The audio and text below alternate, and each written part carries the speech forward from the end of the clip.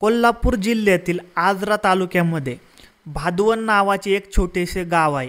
या शांत गावाचे वातावरण एक भयानक घटनेने अशांत झाले होते। एका 43 वर्ष वयाच्या महिलेसोबत ऊसाच्या फडामध्ये भयंकर प्रकार घडला होता। संध्याकाळचे 5 वाजलेले असतात। पांडुरंग पाटील यांच्या ऊसाच्या शेतामध्ये अचानक आग लागली होती। आगीने आता रौद्र रूप धारण केले होते। आग विझवण्यासाठी गावातील लोक एकत्र येतात आणि आग विझवण्याचा प्रयत्न करतात।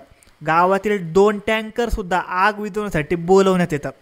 आता आग पूर्णपणे विझलेली असते, पण त्या ऊसाच्या शेतात मारुती खुळे यांच्या पत्नी आशा खुळे यांचा विवस्त्र अवस्थेत आणि अर्धवट झालेला मृतदेह पडलेला दिसतो। तिच्या गळ्याभोवती साडी गुंडाळलेली असते। गावातील लोक या हत्येची माहिती आजरा पोलीस स्टेशनला देतात। घटनेचे गांभीर्य लक्षात घेऊन आजरा पोलीस स्टेशनचे पोलीस पथक घटनास्थळी दाखल होते। पोलीस पथक मृतदेहाची पाहणी करतात। मृतदेह हा विवस्त्र अवस्थेत पडलेला होता। तिच्या गळ्याभोवती साडी गुंडाळलेली होती।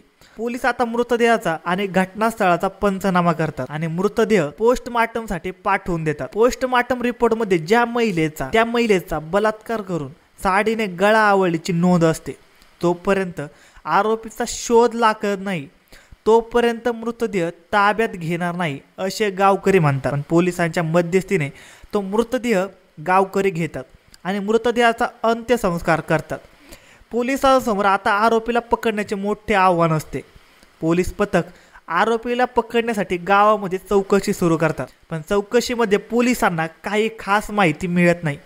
पोलीस आता मैताचा नवरा मारुती खुळे यांच्याकडे चौकशी करून कोणावर संशय आहे का याची माहिती घेतात, पण त्याचा देखील कोणावरही संशय नसतो। आता पोलीस मारुती खुळे यांच्या घराशेजारी असलेल्या मेडिकलच्या CCTV कॅमेराचे फुटेज चेक करतात। तेव्हा त्यांना त्याच गावातील योगेश पांडुरंग पाटील वय 33 हा मैताच्या घराच्या समोर चक्रा मारताना दिसतो। पोलीस त्यांचा संशय आता योगेश पाटील वरच गेलेला असतो। ते त्याला चौकशीसाठी पोलीस स्टेशनमध्ये नेतात आणि त्याच्याकडे चौकशी सुरू करतात, पण तो पोलिसांना काही सांगत नाही। आता पोलीस पथक त्याला रिमांडमध्ये घेतात, तेव्हा तो पोपटासारखं बोलू लागतो। त्यांनी सांगितलेला घटनाक्रम ऐकून पोलिसांच्या पायाखालची जमीन सरकते। योगेश पाटील यांनी 43 वर्ष वय असलेल्या आशा खुळे हिचा बलात्कार करून खून का केला असेल या प्रकाराची सविस्तर माहिती घेण्यासाठी हा व्हिडिओ पूर्ण पहा। कोल्हापूर जिल्ह्यातील आजरा तालुक्यातील भादवण गावामध्ये मारुती खुळे हे गृहस्थ आपल्या परिवारासह राहत होते। त्यांच्या कुटुंबामध्ये बायको आशा आणि 2 मुले असा त्यांचा परिवार होता। या परिवाराला शेती कमी असल्यामुळे ते दुसऱ्यांची शेती वाट्याने करत होते। आनंदात आणि सुखात समाधानामध्ये असणाऱ्या या परिवाराच्या आयुष्यात एक भयंकर असा प्रकार घडणार होता। आपल्यासोबत इतके भयंकर घडेल असे आशाबाईला स्वप्नातही वाटत नव्हते।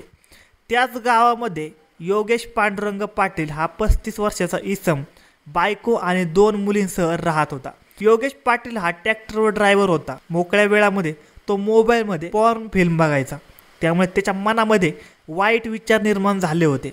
15 दिवसांपूर्वी त्याच्या बायकोचे आणि त्याचे घरगुती कारणावरून भांडण झाले होते, त्यामुळे त्याची बायको 2 मुलींना घेऊन माहेरी निघून गेली होती। 15 दिवसापासून तो शरीर सुखाला वंचित होता। तसे तो रात्री मोबाईलमध्ये पॉर्न फिल्म बघायचा, त्यामुळे त्याच्या मनामध्ये वासनेचे जाळे निर्माण झाले होते। त्याची नजर आता आशाबाई या महिलेवर पडली होती। कधी एकदा तिला ऊसाच्या फडात नेतो असे त्याला झाले होते।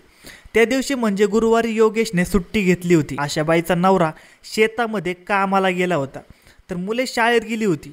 योगेश हा आता आशाबाईच्या घरासमोर फेऱ्या मारू लागला आणि तिच्यावर पाळत ठेवू लागला। आज कसल्याही परिस्थितीमध्ये आशाबाईला ऊसाच्या फडामध्ये नेऊन शरीर सुख घ्यायचे असे योगेशने ठरवले होते। आशाबाई दुपारी घरातील कचरा टाकण्यासाठी भादोनवाडी रस्त्यावर असलेल्या ओढ्याकडे गेल्या होत्या। त्या येताच योगेशने त्यांना ऊसाच्या फडात 30 फूट अंतरावर फरफडत नेले। ऊसात नेल्यावर त्याने बलात्कार करण्याचा प्रयत्न केला, पण आशाबाई यांनी आरडाओरडा केला।